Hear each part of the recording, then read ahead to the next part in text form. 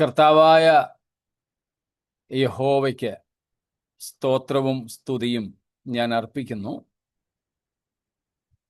സ്വർഗത്തിലും ഭൂമിയിലും സർവ്വാധികാരവും പ്രാപിച്ച നമ്മുടെ കർത്താവായ യേശുക്രിസ്തുവിന്റെ നാമത്തിൽ ഉള്ള സ്നേഹവും വന്ദനവും ഏവർക്കും അറിയിക്കട്ടെ. ഒരു ദിവസവും കൂടെ നമുക്കൊരുമിച്ച് ഇങ്ങനെ പല സ്ഥലങ്ങളിൽ നിന്ന്, പല കോണ്ടിനെന്റ്സ്, ഭൂഖണ്ഡങ്ങളിൽ നിന്ന് ഒരുമിച്ച് കൂടുവാനായിട്ട് ദൈവം അവസരം നൽകിയതിനാൽ അവിടുത്തേക്ക് വാഴ്വുകൾ അർപ്പിക്കുന്നു. കൂടപ്പെട്ട സമയം ഇതിനു വേണ്ടിയിട്ട് വേർതിരിച്ച, വളരെ ഉത്സാഹത്തോടെ ഇതിൽ സംബന്ധിക്കുന്ന, അഭിപ്രായങ്ങൾ പറയുന്ന, ചോദ്യങ്ങൾ ചോദിക്കുന്ന നിങ്ങളേവരെയും നന്ദിയോടെ ഞാൻ ഓർക്കുന്നു. തീർച്ചയായും എല്ലാവരും ചോദ്യങ്ങൾ ചോദിക്കാറില്ലെങ്കിലും ചിലരെങ്കിലും ചോദിക്കുന്ന ചോദ്യങ്ങൾ മറ്റ് പലരുടെയും സംശയങ്ങൾക്കും കൂടെയുള്ള മറുപടിയായി തീരാറുണ്ട് എന്ന് പലരും പലപ്പോഴും പറയാറുണ്ട്, അറിയിക്കാറുണ്ട്. അതിൽ വളരെ സന്തോഷം. സ്തോത്രം. പിന്നെയും നമുക്ക് ഒരുമിച്ച് ചേർന്ന് ദൈവത്തിൻ്റെ വചനം പഠിക്കുന്നതിന് ദൈവം സഹായം ചെയ്യട്ടെ എന്ന് പ്രാർത്ഥിക്കുകയും ചെയ്യുന്നു. 10-ാമത്തെ വാക്യത്തിന് ഇന്നുകൊണ്ട് ഒരു ഉപസംഹാരം ഉണ്ടാക്കാൻ നമ്മൾ ആഗ്രഹിക്കുകയാണ്. ഏകദേശം 10-ാം വാക്യത്തെ നമ്മൾ ഇതിനോടകം പഠിച്ചു കഴിഞ്ഞു. 9-10 വാക്യങ്ങൾ ഒരിക്കൽ കൂടെ നമുക്ക് വായിച്ചുകൊണ്ട് പഠനം തുടരാമല്ലോ. 9 and 10. എങ്കിലും ദൈവകൃപയാൽ എല്ലാവർക്കും വേണ്ടി മരണം ആസ്വദിപ്പാൻ ദൂതന്മാരിലും അല്പം ഒരു താഴ്ച വന്നവനായ യേശു മരണം അനുഭവിച്ചത് കൊണ്ട് അവനെ മഹത്വവും ബഹുമാനം അണിഞ്ഞവനായി നാം കാണുന്നു. സകലത്തിനും കാരണഭൂതനുമായവൻ അനേകം പുത്രന്മാരെ തേജസ്സിലേക്ക് നടത്തുമ്പോൾ അവരുടെ രക്ഷാനായകനെ കഷ്ടാനുഭവങ്ങളാൽ തികഞ്ഞവനാക്കുന്നത് യുക്തമായിരുന്നു. സ്തോത്രം.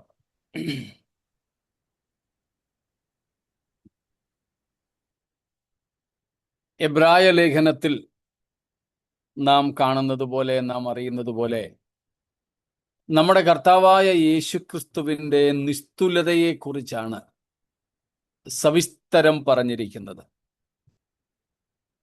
നാം നേരത്തെയും ഈ പുസ്തകത്തിൻ്റെ തുടക്കത്തിൽ പഠിച്ചതുപോലെ 5-ാം സുവിശേഷം എന്ന് വിളിക്കപ്പെടുന്ന ഈ പുസ്തകം മത്തായി മുതൽ യോഹന്നാൻ വരെയുള്ള സുവിശേഷ ഗ്രന്ഥങ്ങളിൽ യേശുക്രിസ്തുവിനെ കുറിച്ച് പറഞ്ഞിട്ടുള്ളതിനേക്കാൾ ഒരുപക്ഷെ അധികമായി യേശുവിനെ കുറിച്ച് പ്രതിപാദിച്ചിരിക്കുന്ന ഈ മഹത് ഗ്രന്ഥം, അതിൻ്റെ ആഴങ്ങളിലേക്ക് നാം ഇറങ്ങും തോറും നമ്മുടെ കർത്താവായ യേശുവിനെ കുറിച്ചാണ് നമുക്ക് കൂടുതൽ കൂടുതൽ പഠിക്കുവാൻ, അറിയുവാൻ, മനസ്സിലാക്കുവാൻ സാധിക്കുന്നത്. സ്തോത്രം. അങ്ങനെ യേശുക്രിസ്തുവിൻ്റെ ആളത്വത്തെക്കുറിച്ചും യേശുക്രിസ്തുവിൻ്റെ പ്രവൃത്തികളെക്കുറിച്ചുമാണല്ലോ ഈ പുസ്തകം പ്രതിപാദിക്കുന്നത്. സ്തോത്രം. യേശുക്രിസ്തു ആര്? യേശുക്രിസ്തുവിൻ്റെ ആളത്വത്തിൻ്റെ ശ്രേഷ്ഠത. 2, യേശുക്രിസ്തുവിൻ്റെ പ്രവൃത്തി അഥവാ ശുശ്രൂഷകളുടെ ശ്രേഷ്ഠത. ഈ 2 ശ്രേഷ്ഠതകൾ 1 മുതൽ 4 വരെയുള്ള അധ്യായങ്ങളിൽ നിന്നും 5 മുതൽക്കുള്ള അധ്യായങ്ങളിൽ നിന്നും നമുക്ക് മനസ്സിലാക്കുവാൻ സാധിക്കും. അതിൽ 10 വരെയുള്ള അധ്യായങ്ങൾ നമ്മൾ നേരത്തെ കണ്ടതുപോലെ വിശ്വാസ സംബന്ധമായി അല്ലെങ്കിൽ ഉപദേശ സംബന്ധമായിട്ടുള്ള കാര്യങ്ങളാണ്. ആ ഉപദേശപരമായ കാര്യങ്ങൾക്ക് ഒരു തെളിവെന്നതുപോലെയാണ് 11-ാമത്തെ അധ്യായം. 12ഉം 13ഉം അധ്യായങ്ങൾ പ്രായോഗികവുമാണ്. That means chapter 11 sandwiching chapters 1 through 10 and 12, 113. Because the initial chapters till 10 is doctrinal, whereas 12 and 13 practical. ഇതിനെ രണ്ടിനെയും കൂടെ ചേർത്ത് വയ്ക്കുന്ന അധ്യായമാണ് 11-ാമത്തെ അധ്യായം. സ്തോത്രം. അങ്ങനെ യേശുക്രിസ്തുവിന്റെ ആളത്വത്തിന്റെ മഹത്വവും ക്രിസ്തുവിന്റെ ശുശ്രൂഷയുടെ മഹത്വവും രണ്ടും നമുക്ക് ഈ പുസ്തകത്തിൽ തെളിയിച്ചു തന്നിട്ടുണ്ട്. അതിൽ ക്രിസ്തുവിന്റെ ആളത്വത്തിൽ മനുഷ്യത്വത്തെ സംബന്ധിച്ചാണ് നമ്മളിപ്പോൾ പഠിച്ചുകൊണ്ടിരിക്കുന്ന ഭാഗം. 2-ാമത്തെ അധ്യായം. 1-ാം അധ്യായത്തിൽ നാം യേശുക്രിസ്തുവിന്റെ ദൈവത്വത്തിന്റെ മഹത്വത്തെ കണ്ടു. 2-ാം അധ്യായത്തിൽ ക്രിസ്തുവിന്റെ മനുഷ്യത്വത്തിന്റെ മഹത്വമാണ്. സ്തോത്രം. The glory of his humility. തൻ്റെ താഴ്ചയുടെ മഹത്വമാണ് നാം 2-ാം അധ്യായത്തിൽ പ്രത്യേകിച്ച് ഇപ്പോൾ നമ്മൾ പഠിക്കുന്ന 9 മുതൽക്കുള്ള വാക്യങ്ങളിൽ കാണുന്നത്. സ്തോത്രം. ക്രിസ്തുവിന്റെ ഉയർച്ചയുടെ മഹത്വം 1-ാം അധ്യായത്തിൽ, ക്രിസ്തുവിന്റെ താഴ്ചയുടെ മഹത്വം 2-ാം അധ്യായത്തിൽ, പ്രത്യേകിച്ച് അതിൻ്റെ 9 മുതൽക്കുള്ള വാക്യങ്ങളിൽ. സ്തോത്രം. നാം കണ്ടു, യേശുവിനെ ആരും താഴ്ത്തിയതല്ല. സ്തോത്രം. യേശുവിനെ ആരും താഴ്ത്തിയതല്ല. പൗലോസ് അപ്പോസ്തലൻ അക്കാര്യം വ്യക്തമാക്കുന്നു. സ്തോത്രം. അവൻ തന്നെത്താൻ ഒഴിച്ചു. സ്തോത്രം. He emptied himself. He humbled himself. നാം ഫിലിപ്പി ലേഖനം 2-ാമത്തെ അധ്യായത്തിൽ അക്കാര്യം കാണുന്നുണ്ടല്ലോ. യേശു ദൈവമായിരുന്നു. ദൈവരൂപത്തിലിരിക്കെ ദൈവത്തോടുള്ള സമത്വം മുറുകെ പിടിച്ചുകൊള്ളണമെന്ന് വിചാരിക്കാതെ എന്ത് ചെയ്തു? എടുത്തു തന്നെത്താൻ ഒഴിച്ചു. മനുഷ്യ സാദൃശ്യത്തിലായി വേഷത്തിൽ മനുഷ്യനായി വിളങ്ങി. സ്തോത്രം. കണ്ടോ?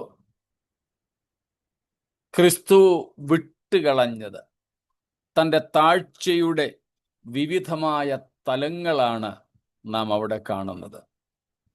Different steps of his humility. സ്തോത്രം. He humbled himself. He emptied himself. ആരും യേശുവിനെ താഴ്ത്തിയതല്ല, തന്നെത്താൻ ഒഴിച്ചതാണ്. സ്തോത്രം. തന്നെത്താൻ ഒഴിച്ചതാണ്. അത് ദൈവത്വത്തിന്റെ ഉപേക്ഷണമായിരുന്നില്ല, ദൈവത്വത്തിന്റെ ത്യാഗമായിരുന്നില്ല.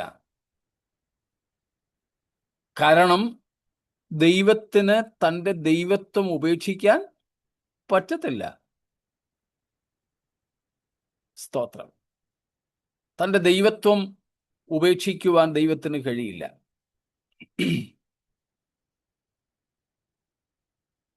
എന്നാൽ യേശു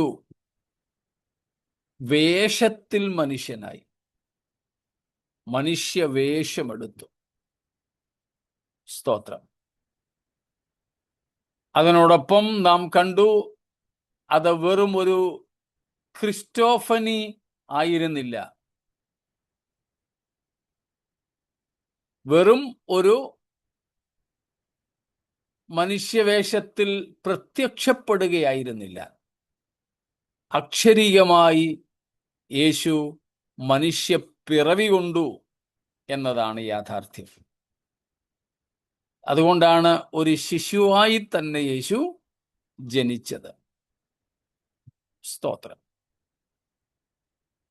അതേക്കുറിച്ചാണ് നാം ഈ 9ഉം 10ഉം വാക്യങ്ങളിൽ മനസ്സിലാക്കിക്കൊണ്ടിരുന്നത്. ഇന്നലെ രാത്രി വരെ നമ്മൾ ചിന്തിച്ച ഭാഗങ്ങളിൽ എന്തെങ്കിലും ചോദ്യങ്ങൾ ഉണ്ടെങ്കിൽ സ്വാഗതം ചെയ്യുന്നു.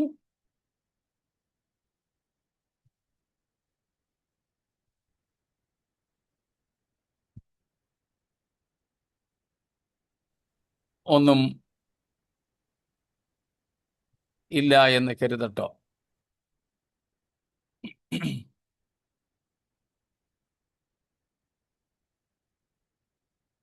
ശരി. അപ്പോൾ ഇന്നലെ നമ്മൾ ചിന്തിച്ചത് കഷ്ടാനുഭവങ്ങളാൽ തികഞ്ഞവനായ ക്രിസ്തു എന്നായിരുന്നു. കഷ്ടാനുഭവങ്ങളാൽ തികഞ്ഞവനായ യേശു. സ്തോത്രം. അതിൻ്റെ 2 അർത്ഥതലങ്ങളാണ് ഇന്നലെ നമ്മൾ ചിന്തിച്ചത്. ഒന്ന്, തികവ് എന്ന് പറഞ്ഞാൽ എന്താണെന്നും കഷ്ടതയാൽ യേശു തികഞ്ഞവനായി എന്ന് പറഞ്ഞാൽ എന്താണെന്നും നമ്മൾ മനസ്സിലാക്കി. തികഞ്ഞവനായി തീരുക എന്ന് പറഞ്ഞാൽ ടെലയോ എന്ന മൂലപദത്തിന്റെ അർത്ഥം നമ്മൾ കണ്ടു. എന്ത് ഉദ്ദേശത്തിനു വേണ്ടിയാണോ ഒരു സാധനം നിർമ്മിക്കപ്പെടുന്നത്, ആ ഉദ്ദേശം പൂർണ്ണമായും നിവർത്തിക്കുവാൻ പര്യാപ്തമായി തീരുക എന്നതാണ് അർത്ഥം. സ്തോത്രം. അങ്ങനെയെങ്കിൽ യേശു തികഞ്ഞവനായി എന്ന് പറയുന്നതിൻ്റെ അർത്ഥം എന്തല്ലെന്ന് നമ്മൾ കണ്ടു. യേശു അപൂർണനായിരുന്നു എന്നല്ല, പണ്ട് അനുസരണം കെട്ടവനായിരുന്നു എന്നല്ല. സ്തോത്രം. മറിച്ച് യേശു തികഞ്ഞവനായി എന്ന് പറഞ്ഞാൽ നാം കാണുകയുണ്ടായി, മാനവ ജാതിയെ രക്ഷിക്കുന്നതിന് യേശുക്രിസ്തു പാകമായി എന്ന് വേണം നാം ആ ഭാഗം കൊണ്ട് മനസ്സിലാക്കാൻ. സ്തോത്രം.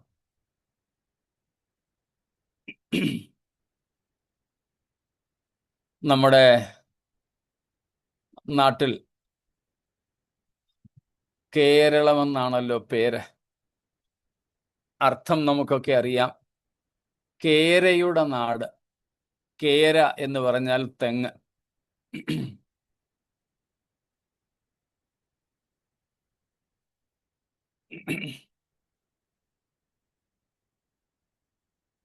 തേങ്ങ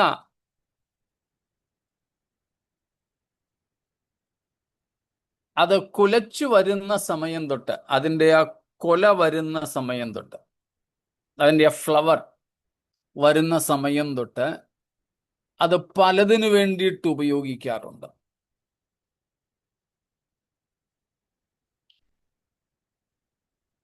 When the flower comes out on a nariyal coconut tree,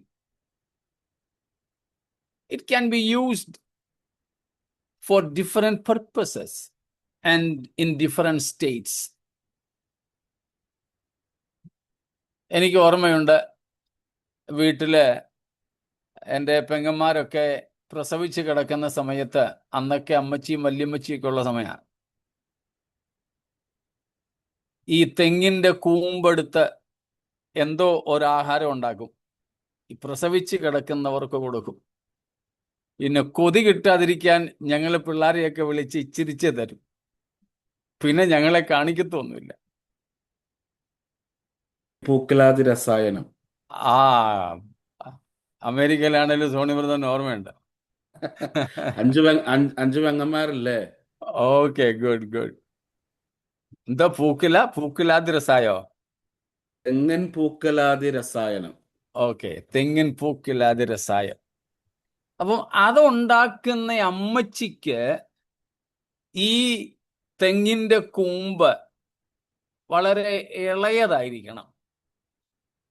അപ്പം അമ്മച്ചിക്ക് ആ ഇളയ കൂമ്പ് തികഞ്ഞതാണ്, പെർഫെക്റ്റാണ്. എന്നാൽ ഒരു കള്ളിയത്തുകാരൻ അതേ കൂമ്പിൽ നിന്ന് ഒരു കള്ള് ചെത്തിയെടുക്കുന്ന വേറൊരാളുണ്ട്, ഒരു കടക്കാരൻ. അയാൾക്ക് അതിൽ നിന്ന് കള്ള് ചെത്തിയെടുക്കാം. പക്ഷെ അയാൾക്ക് ഇത് എത്തേണ്ട വേറെ ഒരു പ്രായമുള്ള. അപ്പൊ ഈ എന്താ ഈ പൂക്കുല രസായം ഉണ്ടാക്കുന്ന അമ്മച്ചിക്ക് തികഞ്ഞതല്ല ഈ കള്ളിയത്തുകാരന് തികഞ്ഞത്. പിന്നീട് ഇങ്ങോട്ട് വന്നാൽ കരിക്ക് ഉപയോഗിക്കും. കരിക്ക് നമ്മുടെ നാട്ടിൽ പൊതുവെ കരിക്ക് അകത്ത് വല്ലതും തിന്നാൻ പരുവാകുമ്പോഴാണ്. ഇവിടെയൊക്കെ വന്നപ്പോഴാണ് ഞാൻ കാണുന്നത് ഈ കരിക്ക് വിൽക്കുന്ന കടകളിൽ ചെന്നിട്ട് ഇവർ പറയുന്നത് വെള്ളം മാത്രമുള്ളത് വേണമെന്ന്. നമ്മുടെ നാട്ടിലൊക്കെ, നമ്മുടെ ചെറുപ്പത്തിലൊക്കെ പൊട്ടിച്ച് പശുവിന് കൊടുക്കുന്ന സാധനം, ആ ഇളം ചിരട്ട പശു കാന്തി തിന്നുമായിരുന്നു. അതിലെ വെള്ളം നമ്മൾ ചുമ്മാ കളയത്തതേ ഉള്ളൂ. അത് ഇവിടെ വിൽക്കും. ഭയങ്കര ഡിമാൻഡാണ് ഇവിടെ. എന്നാൽ വിത്തുൽപാദിപ്പിക്കുന്ന സീഡ് പ്ലാന്റേഷൻ നടത്തുന്ന ഒരാളിന് ഈ പരുവത്തിലൊന്നും ആ തേങ്ങ പെർഫെക്റ്റ് അല്ല, തികഞ്ഞതല്ല. അതിന് വേറെ ഒരു പ്രായമുണ്ട്. കണ്ടോ വ്യത്യാസം? മനസ്സിലായോ? മരുന്നുണ്ടാക്കുന്ന അമ്മച്ചിക്ക് തികഞ്ഞത് കള്ളിയത്തുകാരന് തികഞ്ഞതല്ല. കള്ളിയത്തുകാരന് തികഞ്ഞ ഒരു തെങ്ങിൻ കൂമ്പ് അല്ലെങ്കിൽ തെങ്ങിൻ പൂക്കുല അത് ഒരു കരിക്ക് കുടിക്കുന്നവനോ കരിക്ക് വിൽക്കുന്നവനോ പാകമല്ല. കരിക്ക് കുടിക്കുന്ന ഒരാളിന് പാകമായത് ഒരു വീട്ടമ്മയ്ക്ക് കറി വെക്കാൻ അരയ്ക്കാൻ പാകമല്ല. അരയ്ക്കാൻ പാകമായ ഒരു വീട്ടമ്മയ്ക്ക് പെർഫെക്റ്റ് ആയിട്ടുള്ള തേങ്ങ വിത്ത് നട്ട് തൈ ഉൽപ്പാദിപ്പിക്കുന്ന ഒരു കച്ചവടക്കാരന് പാകമല്ല. കണ്ടോ? ഓരോന്നിൻ്റെയും തികവെന്ന് പറയുന്നത് എന്തുദ്ദേശത്തിന് വേണ്ടി ഒരു സാധനം, ഒരു വസ്തു, ഒരു വ്യക്തിയാണോ serving the purpose, growing to that maturity by which that thing or a person can fully serve the purpose of its creation or purpose of its existence. When we say Jesus is perfect, that means in his humanity, he is very apt to serve the purpose for which he came into this world. സ്തോത്രം. യേശു തികഞ്ഞവനായി എന്ന് പറയുമ്പോൾ അതിൻ്റെ അർത്ഥം എന്തുദ്ദേശത്തിനായി പുത്രൻ ഭൂമിയിലേക്ക് വന്നുവോ ആ ഉദ്ദേശം നിവർത്തിക്കേണ്ടതിന് പാകമായി എന്നർത്ഥം. അതിനെ വേദപുസ്തകത്തിൻ്റെ ഭാഷയിൽ മറ്റൊരു പ്രയോഗത്തിലും കൂടെ നമുക്ക് മനസ്സിലാക്കാം.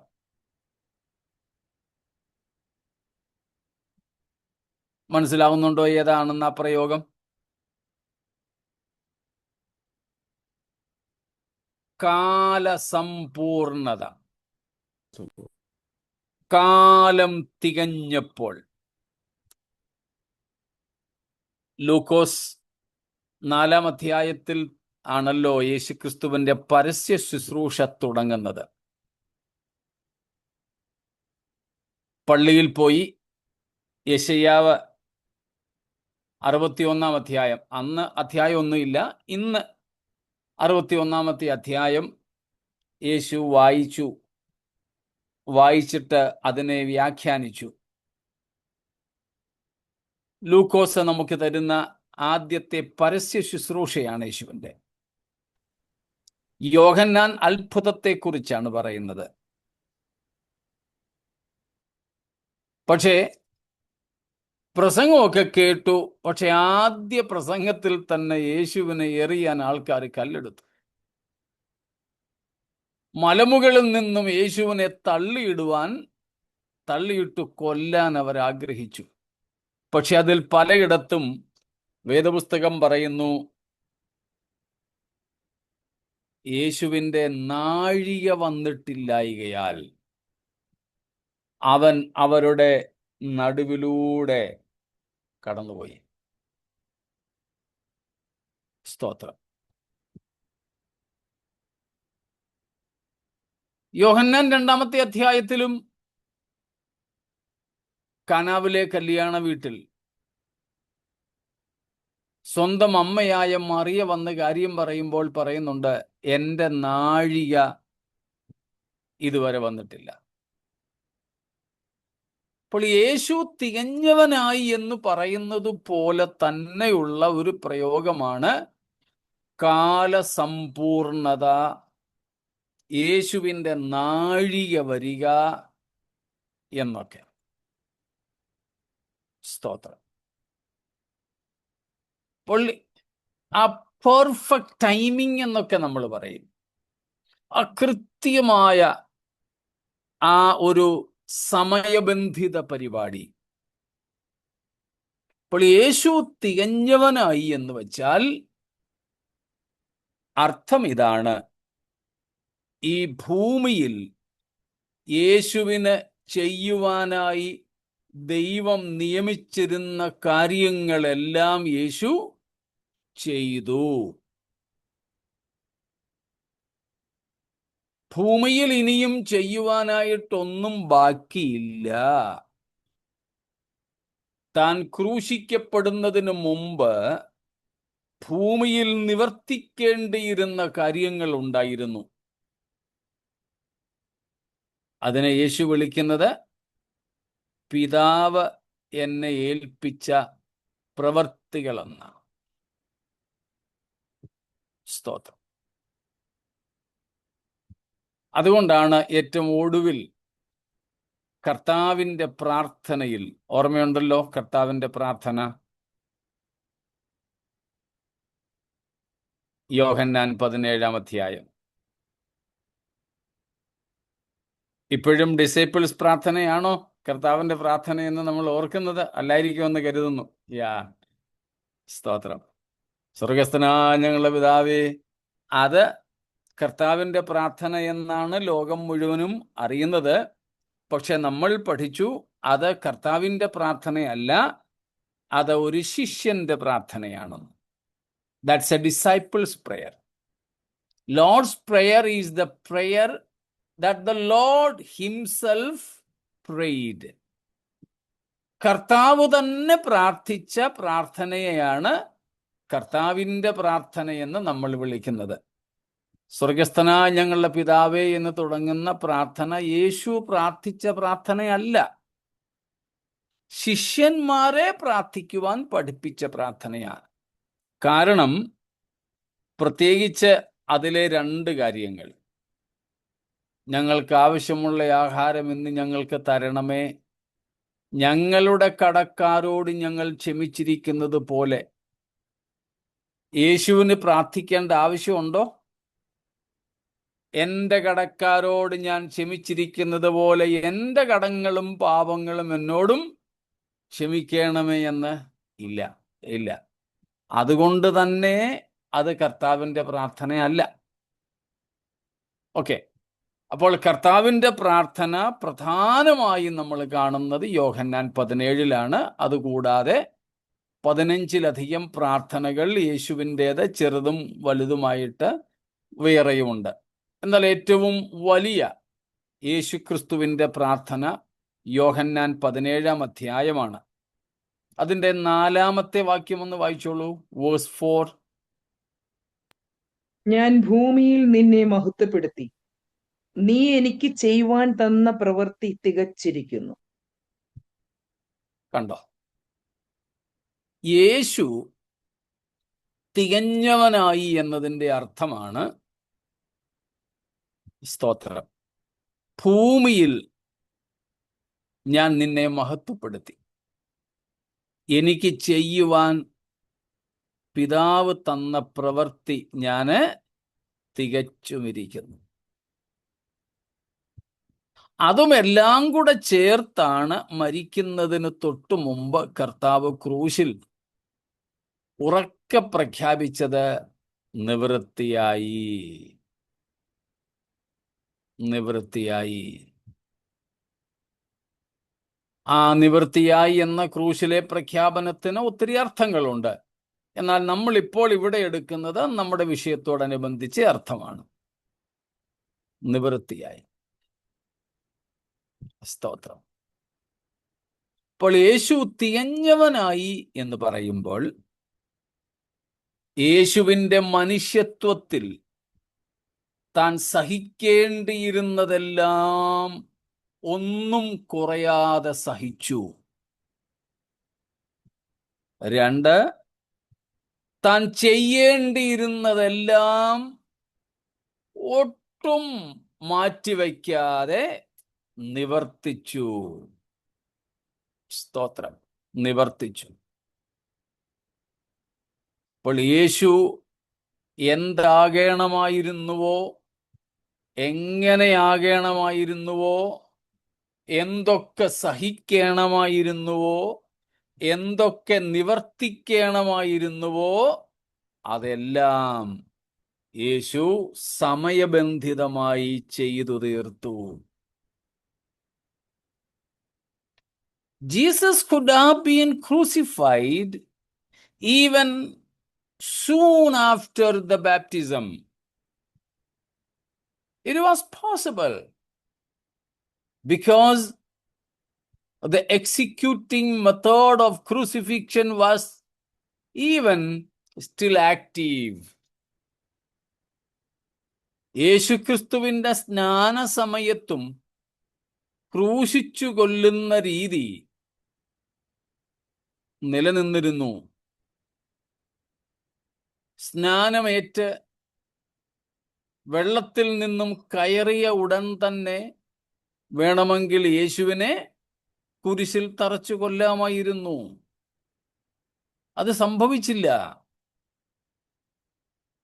മുമ്പേ നമ്മൾ നോക്കിയ ലൂക്കോസ് 4-ാം അധ്യായം തന്റെ ശുശ്രൂഷയുടെ തുടക്കത്തിൽ മുതൽ യേശുവിനെ യഹൂദന്മാർ കൊല്ലാൻ ശ്രമിച്ചു. കൊല്ലാമായിരുന്നു, പക്ഷെ കൊന്നില്ല. യേശു മരിച്ചില്ല. സ്തോത്രം. നമുക്കറിയാം, ഗദരദേശത്തേക്ക് പോകുന്ന സമയത്ത് പടകിൽ വെള്ളം കയറി മുങ്ങുമാറായി.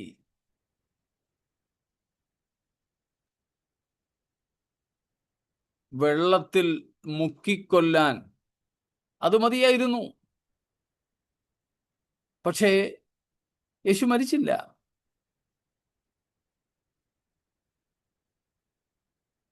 യഹൂദന്മാർ പലപ്പോഴും പല രീതിയിൽ യേശുവിനെ കൊല്ലാൻ ശ്രമിച്ചു. പക്ഷേ തൻ്റെ നാഴിക അതുവരെ വന്നിട്ടില്ലായിരുന്നു. അതിനാൽ അവർക്കാർക്കും ഒന്നും ചെയ്യുവാൻ കഴിഞ്ഞില്ല.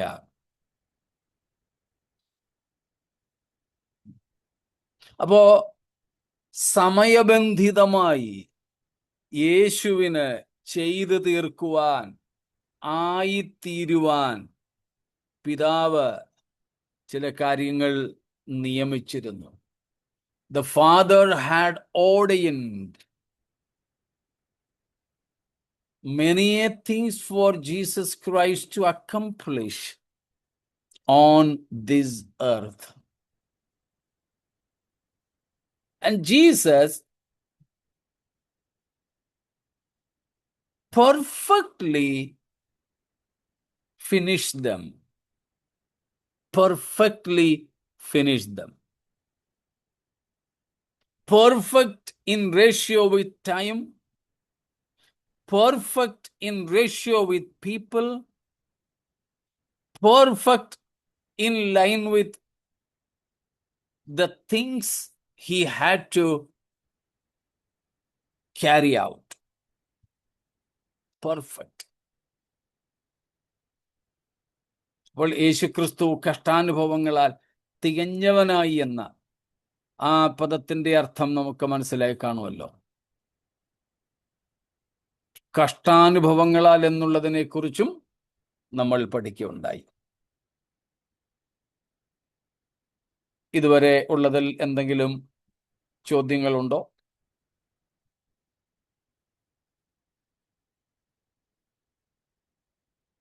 ഈ എഫേസ്യ ലേഖനത്തിലെ പ്രായത്തിന്റെ സമ്പൂർണതയായ കുറിച്ച് പറയുന്നുണ്ടല്ലോ, 4-ാം അധ്യായത്തില്. അതും ഇതും അതെ, അതും ഇതും ഒന്ന് തന്നെ. അത് സ്തോത്രം. അത് നമുക്ക് വേണ്ടിയും നമുക്ക് വേണ്ടിയുള്ള ഇത് പ്രായത്തിന്റെ യേശുവിനെ സംബന്ധിച്ചുമാണെന്നേ ഉള്ളൂ. അർത്ഥം ഒന്ന് തന്നെ. ക്രിസ്തുവിന്റെ സമ്പൂർണതയായ പ്രായത്തിന്റെ പ്രായത്തിന്റെ അളവ്. അളവ് പ്രാപിക്കുവോളം. അത് തന്നെയാണ് കൊലോസ്യർ 1:28 കൊലോസ്യർ. പൗലോസ് പറയുന്നത്, അതെ, ഏത് മനുഷ്യനെ ക്രിസ്തുവിൽ തികഞ്ഞവനാക്കി നിർത്തേണ്ടതിന്. അതേ അർത്ഥം തന്നെ. സെയിം.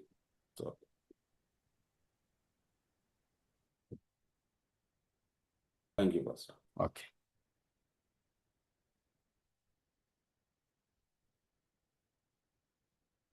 മറ്റൊന്നും ഇല്ലെന്ന് കരുതുന്നു. എങ്കിൽ 10-ാം വാക്യത്തിൽ നിന്ന് ഒരു കാര്യവും കൂടെ ചിന്തിച്ച് നമുക്ക് 10-ാം വാക്യത്തോട് ഇവിടെ പറയാമെന്ന് ഞാൻ നേരത്തെ പറഞ്ഞിരുന്ന ഒരു കാര്യമാണ്. അവിടെ നമ്മൾ കാണുന്നു, സകലത്തിനും ലാക്കും സകലത്തിനും കാരണഭൂതനുമായവൻ അനേകം പുത്രന്മാരെ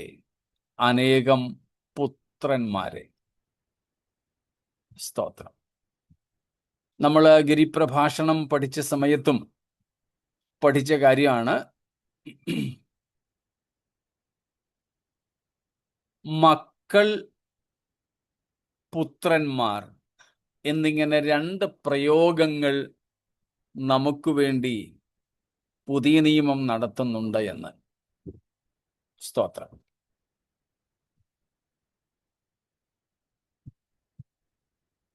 നമ്മൾ ഇതിനോടകം തന്നെ 1-2 സ്ഥലങ്ങൾ ഇതിനോടനുബന്ധിച്ച് സന്ദർശിച്ചു.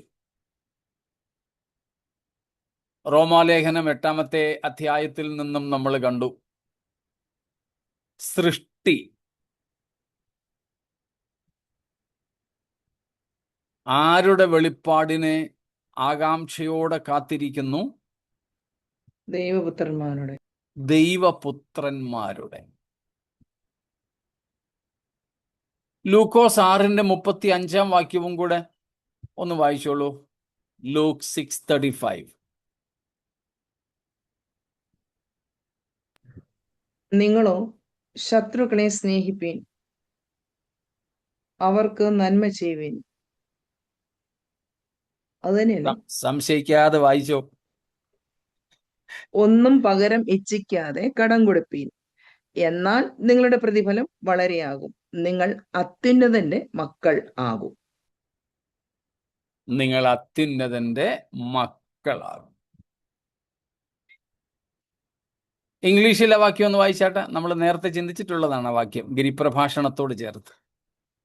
But love your enemies and do good and lend, expecting nothing in return, and your reward will be great, and you will be sons of the Most High. You will be Sons of the Most High. sons of the Most High. മലയാളത്തിൽ മക്കളെന്നാണ്, sons of the Most high.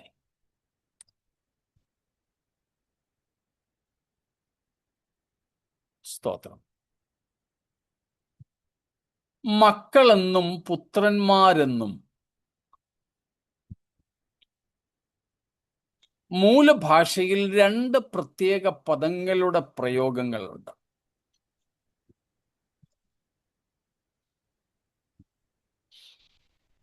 അതിലൊന്ന് children of God, മക്കൾ എന്നാണ്. അതിന് മൂലഭാഷയിൽ പറയുന്നത് ടെക്നോൻ അല്ലെങ്കിൽ Tekna. ടെക്നോൻ എന്ന് വെച്ചാൽ ഏകവചനവും ടെക്ന എന്ന് വെച്ചാൽ ബഹുവചനം. TEKNO, techno. Tekna, NA. Tekna എന്ന് പറഞ്ഞാൽ മക്കൾ ബഹുവചനത്തിലാണ്. ടെക്നോ, ടെക്നോൻ. മറ്റൊന്ന് സൺസ് എന്നുള്ളതിന് ഹുയോസ് എന്ന, HUIOS, ഹുയോസ്. ഇത് നമ്മളുടെ ഗിരിപ്രഭാഷണത്തിന്റെ ഒരു ആവർത്തനമാണ്. അന്നുണ്ടായിരുന്നവർക്ക് ഒരു പക്ഷെ ഓർമ്മ വരുന്നുണ്ടായിരിക്കാം.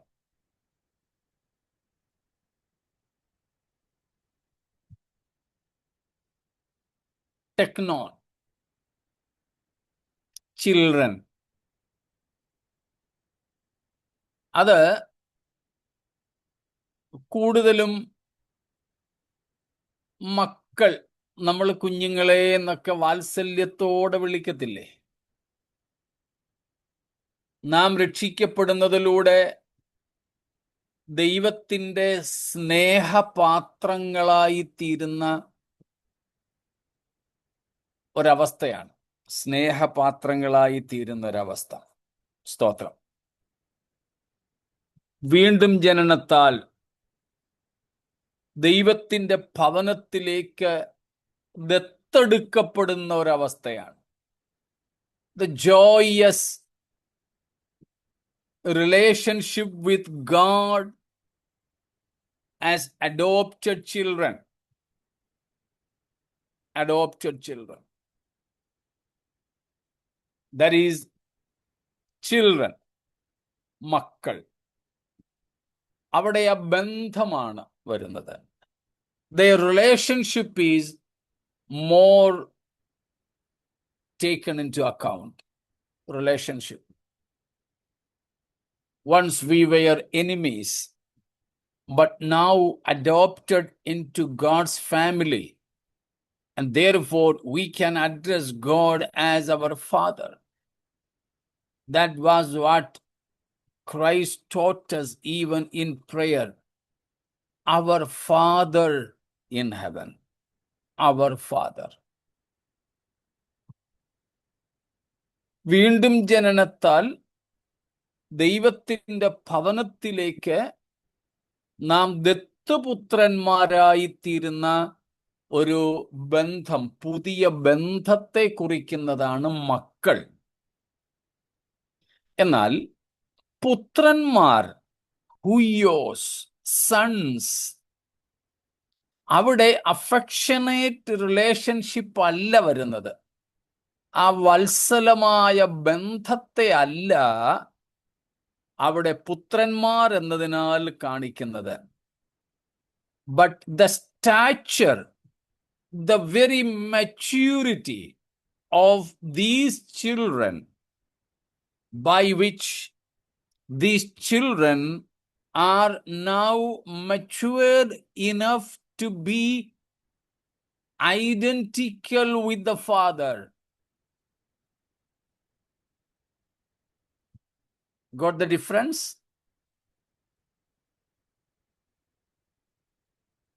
Teknon, Yes. children or child, points to the adopted, affectionate relationship of a child of God as children, adopted into God's family. Affectionate relationship. മക്കളെന്ന് പറയുന്നത് വീണ്ടെടുപ്പിനാലും ദത്തെടുപ്പിനാലും ദൈവത്തിൻ്റെ ഭവനത്തിലേക്ക് മക്കളെന്ന ബന്ധത്തിലേക്ക് എത്തുന്നതാണ്. വാത്സല്യപരമായ ബന്ധം, അഫക്ഷനേറ്റ് റിലേഷൻഷിപ്പാണ് അവിടെ. സ്തോത്രം. എൻ്റെ മദറ് മരിക്കാറാകുന്ന സമയത്തും എൻ്റെ ഏറ്റവും മൂത്ത ചേട്ടനെ പല സമയത്തും അങ്ങനല്ല കുഞ്ഞേ, കുഞ്ഞേ, ചേട്ടന്റെ മക്കള് തന്നെ നേരം പറയും, ഇത്രയും വലിയ മനുഷ്യനെ ഇതാ കുഞ്ഞേന്ന് വിളിക്കുന്നെന്ന്. കുഞ്ഞേന്ന്.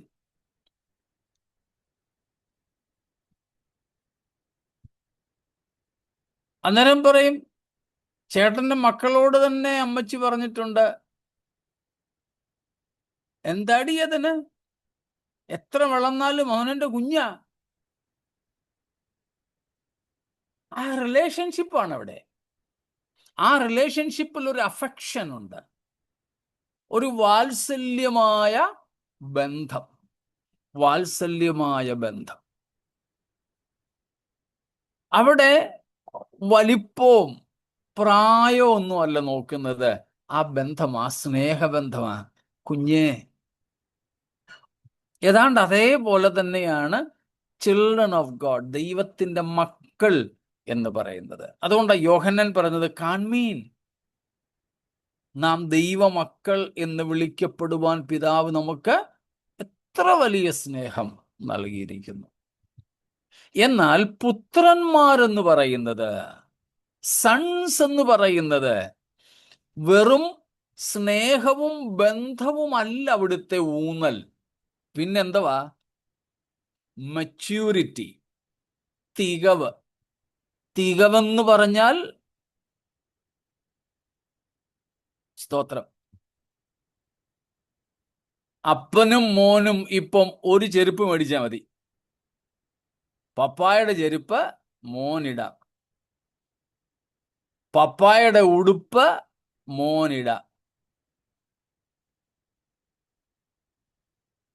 മോനും ഈ ചിൽഡ്രൻ എന്ന് പറഞ്ഞ ഈ ടെക്നോനും ഇപ്പോൾ പപ്പായുടെ പരുവെത്തി, growing into the very stature of the father, maturity, very much identical with the father in all, not only in size and shape, rather in characteristics also. സ്തോത്രം. കുഞ്ഞേ കുഞ്ഞേ എന്ന് വിളിക്കുന്ന ഈ മകൻ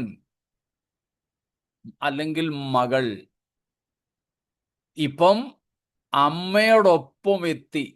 മകളാണെങ്കിൽ പറയും അമ്മയ്ക്കൊപ്പം എത്തി, ആൺമക്കളാണെങ്കിൽ പറയും അപ്പനൊപ്പം എത്തി.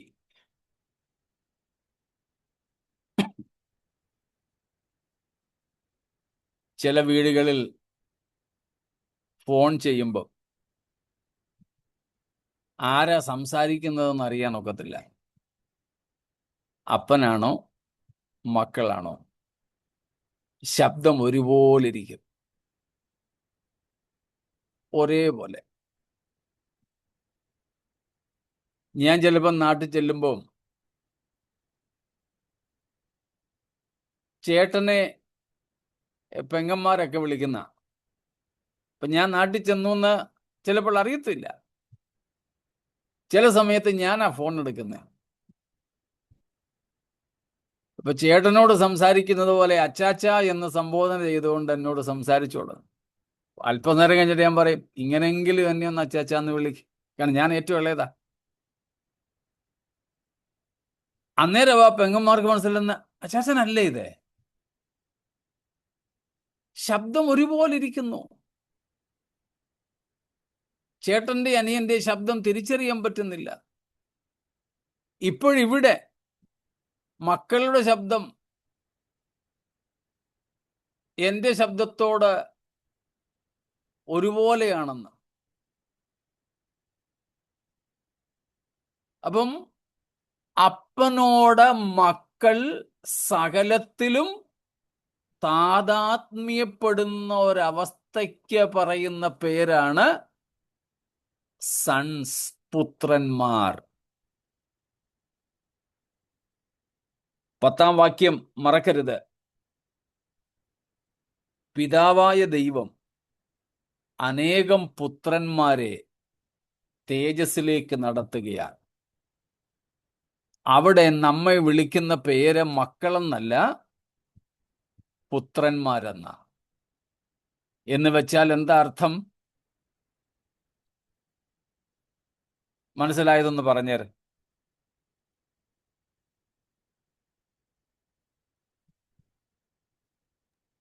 അവന്റെ സ്വരൂപത്തോട് ഏകീഭവിക്കുന്ന അവസ്ഥ. ആമേൻ. സ്തോത്രം.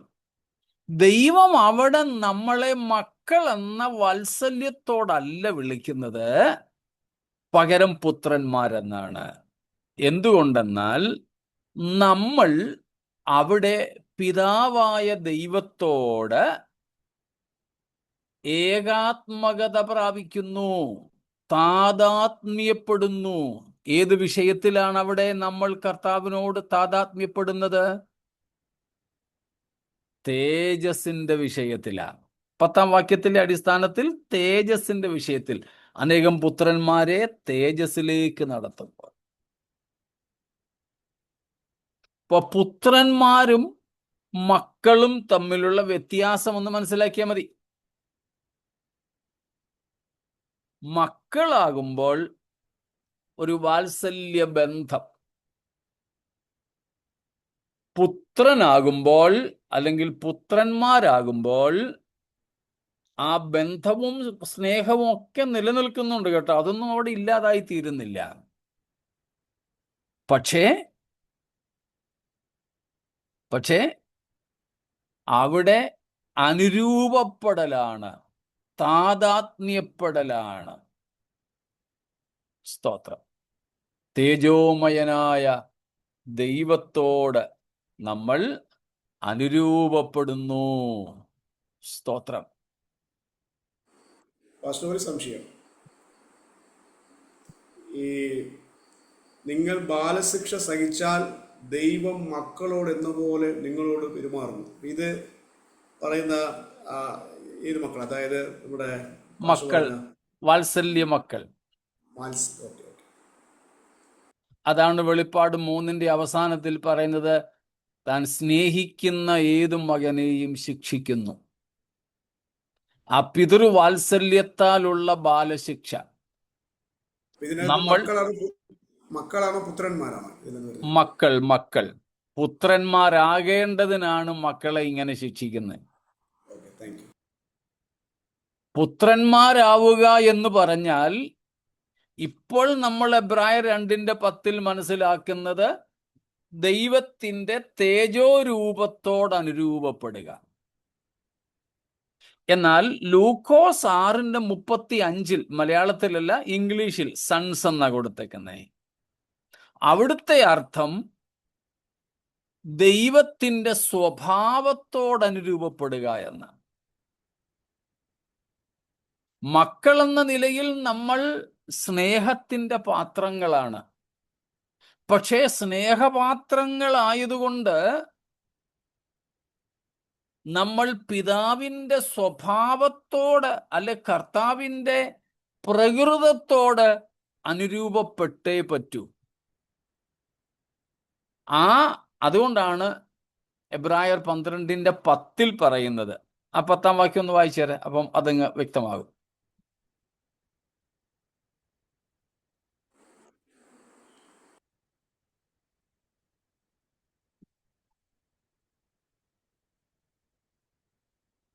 അവർ ശിക്ഷിച്ചത് കുറെ കാലവും തങ്ങൾക്ക് ബോധിച്ച പ്രകാരവും അത്രേ.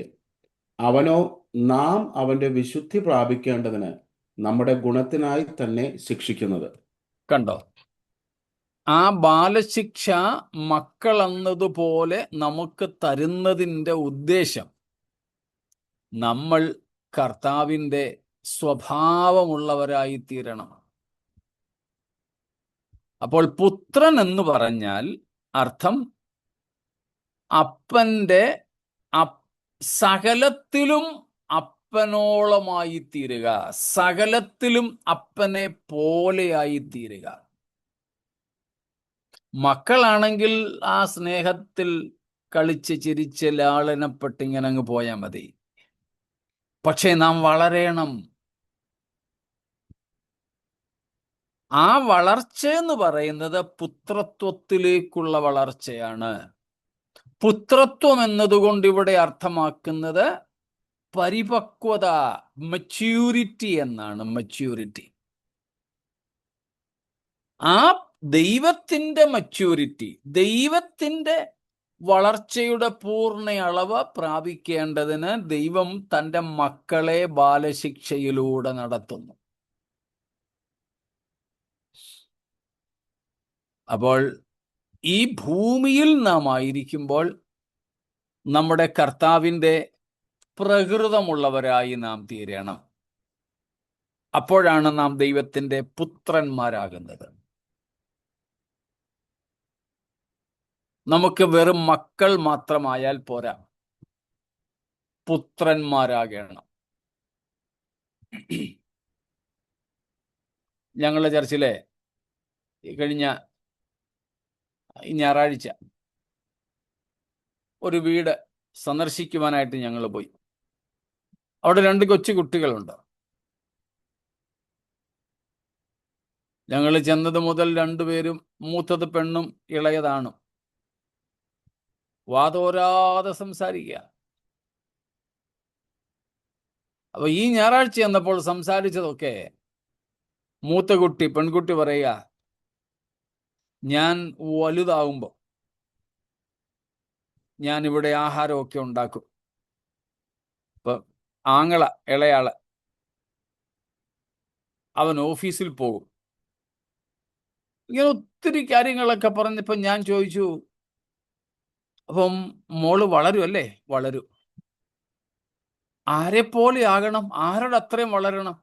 എനിക്ക് മമ്മിയുടെ അത്രയും വളരണം. നാക്കൊന്നും തിരിയത്തില്ല, കൊച്ചുകുട്ടികളാ. അതിനേക്കാൾ ഇളയതാ ആങ്ങള. അത് അപ്പോഴത്തേക്കിനും ആ കുഞ്ഞും പറയാൻ തുടങ്ങി. ഞാൻ ഇതേ ചോദ്യം അവനോട് ചോദിച്ചു. അപ്പം മോൻ വളരെ വലുതാകും അല്ലേ? ആ. ആരെപ്പോലെയാവും? പപ്പായെപ്പോലെയാവും. എല്ലാറ്റിലും നമ്മൾ അപ്പനെ പോലെ പ്രകൃതമുള്ളവരായി, ഷെയ്പ്പിൽ, ആകൃതിയിൽ, ആരോഗ്യത്തിൽ, വലിപ്പത്തിൽ, സ്വഭാവത്തിലൊക്കെ ആയിത്തീരണം. ചിലരുണ്ട് കാഴ്ചയ്ക്ക് അപ്പനെ പോലെ ഇരിക്കും, പക്ഷെ അപ്പന്റെ സ്വഭാവം ആ കുഞ്ഞിൽ തൊട്ട് തീണ്ടിട്ടില്ലായിരിക്കും. നന്മയോ തിന്മയോ ആയിക്കൊള്ളട്ടെ. സ്തോത്രം. അപ്പൊ മനസ്സിലായോ പുത്രന്മാരെന്ന് പറഞ്ഞാൽ? അപ്പോൾ ദൈവം നമ്മളെ മക്കളാക്കുന്നു. വീണ്ടും ജനനത്തിലൂടെ പെട്ടെന്ന് immediately we become God's children, but we need to grow in the Christ-like nature. Then when we resemble the very characteristics of our Father, we can say now we are God's sons. സ്തോത്രം. നമ്മുടെ ആകമാനമായ പ്രകൃതം ദൈവത്തെ വെളിപ്പെടുത്തുന്നതാകണം. ദൈവത്തിൻ്റെ സ്വഭാവത്തെ വെളിപ്പെടുത്തുന്നതാകണം. അപ്പോൾ നാം ആരാകും? ദൈവത്തിൻ്റെ പുത്രന്മാർ. പുത്രന്മാർ എന്ന് പറഞ്ഞു, അതിലും തെറ്റൊന്നുമില്ല. ഇവിടെ പുത്രന്മാർ എന്നതിനകത്ത് നമ്മൾ ആദ്യത്തെ ദിവസം ചിന്തിച്ചതുപോലെ ഇറസ്പെക്റ്റീവ് ഓഫ് ജെൻഡർ, ആൺ പെൺ നപുംസക വ്യത്യാസമൊന്നും കൂടാതെ തന്നെ ദൈവമക്കൾ എല്ലാവരും ഉൾപ്പെടുന്ന ഒരു സമൂഹമാണ് ഈ ദൈവത്തിൻ്റെ പുത്രന്മാർ. ദൈവത്തിൻ്റെ പുത്രന്മാർ. സ്തോത്രം. ഇത്രയും കാര്യങ്ങൾ വ്യക്തമാണോ? എന്തെങ്കിലും ചോദ്യങ്ങളുണ്ടോ?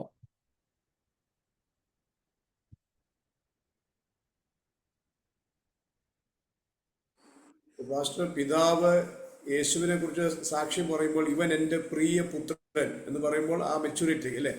അതെ, ദൈവത്വത്തെയും കൂടെ കാണിക്കുന്നതാണ് ആ പ്രയോഗം. യേശുക്രിസ്തുവിന്റെ ദൈവത്വത്തെയും കൂടെ അംഗീകരിക്കുന്നതാണ് ആ പുത്രൻ എന്ന പ്രയോഗം. പിതാവായ ദൈവത്തിന്റെ സർവസമ്പൂർണതയും യേശുവിലുണ്ടെന്നാണ് ആ പ്രസ്താവനയുടെ, അല്ലെങ്കിൽ ആ ഇവൻ എൻ്റെ പ്രിയ പുത്രൻ എന്നതിലൂടെ വ്യക്തമാക്കുന്നത്. മകനെ എന്നല്ല, ഇവൻ എൻ്റെ മകനാണെന്നല്ല ദൈവം പറഞ്ഞത്, ഇവൻ എൻ്റെ പുത്രനാണെന്നാ പറഞ്ഞത്. സകലത്തിലും പിതാവിനെ എടുത്തു കാണിക്കുന്നു. പാസ്റ്റർ, ക്രിസ്തുവിന്റെ തലയോളം വളരുക എന്ന് പറയുമ്പോൾ നമ്മൾ ഇന്നലെയും ഇന്ന് തുടക്കത്തിലും പറഞ്ഞ തികവ് എന്നുള്ളതാണ് അവിടുത്തെ അർത്ഥം. നാം പരിപൂർണരായി തീരുക എന്ന്. ആ പരിപൂർണതയുടെ അർത്ഥം ഇന്ന് തുടക്കത്തിൽ നമ്മൾ പറഞ്ഞതുപോലെ പാപികളായ നമ്മെ വീണ്ടെടുത്ത് ശുദ്ധീകരിച്ച് പുത്രത്വം തന്ന് ആത്മാവിനെ പകർന്ന് ആക്കി വച്ചിരിക്കുമ്പോൾ ദൈവം നമ്മെക്കുറിച്ച് പ്രതീക്ഷിക്കുന്നതും ആഗ്രഹിക്കുന്നതും ആയ ഒരളവുണ്ട് പ്രായത്തിൻ്റെ എന്ന് പറഞ്ഞാൽ ആത്മീയ വളർച്ചയുടെ അവിടം വരെ നാം എത്തുക എന്നുള്ളതാണ്. അതിൽ ദൈവത്തെ സംബന്ധിച്ച് പാപരഹിത പരിപൂർണതയാണ്, അല്ലെങ്കിൽ തികവാണ്. പക്ഷേ നമ്മൾക്ക് അത് സാധ്യമല്ല, കാരണം നമ്മൾ പാപത്തിൽ ജനിച്ചവരാണ്. അതുകൊണ്ട് ദൈവത്തിൻ്റെ പാപരഹിതമായ ഒരു അളവിലല്ല നാം എത്തണമെന്ന് ദൈവം ആഗ്രഹിക്കുന്നത്. അത് സാധ്യമല്ലാത്ത കാര്യമാണ്. പക്ഷേ ഫോർഗിവൺ സിനേഴ്സ്, പാപമോചനം പ്രാപിച്ച വ്യക്തികൾ എന്ന നിലയിൽ നമുക്ക് വളർന്ന് എത്താവുന്ന ഒരു അളവ് ദൈവം വച്ചിട്ടുണ്ട്. ആ അളവോളം നമ്മൾ എത്തുക എന്നുള്ളതാണ് അതിൻ്റെ അർത്ഥം.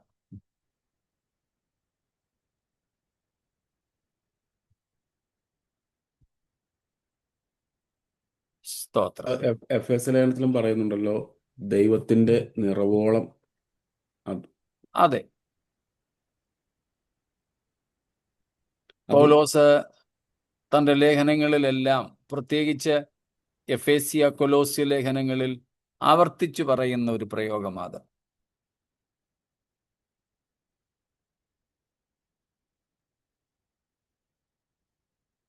അങ്ങനെയെങ്കിൽ നമുക്ക് 10-ാമത്തെ വാക്യം ഇവിടെ ഉപസംഹരിക്കാം.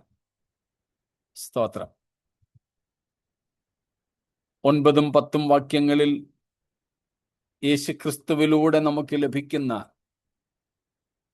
ദൈവ തേജസ്സിന്റെ പരിപൂർണത, ആ ദൈവ തേജസ്സിന്റെ നിറവ്, അതിന് കാരണഭൂതനായി തീർന്ന യേശുക്രിസ്തുവിന്റെ കഷ്ടാനുഭവങ്ങൾ, ആ കർത്താവിനോട് നന്ദിയുള്ളവരായി നമുക്ക് ലഭിപ്പാനിരിക്കുന്ന തേജസ്സിന്റെ പ്രത്യാശയിൽ നിറഞ്ഞ് മുൻപോട്ട് ജീവിപ്പാൻ ഈ വചനങ്ങളാൽ ദൈവം നമ്മെ അനുഗ്രഹിക്കുമാറാകട്ടെ. സ്തോത്രം.